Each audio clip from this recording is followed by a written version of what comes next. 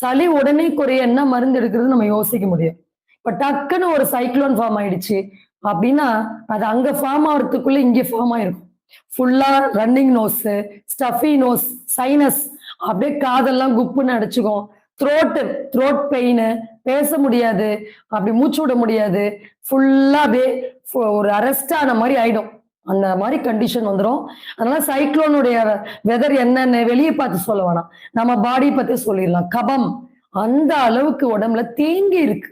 So அப்ப climate மாறுறதுனால இந்த வெளி சூழல் வந்து பிரச்சனையே கிடையாது. அது அப்படித்தான் மாற செய்யும்.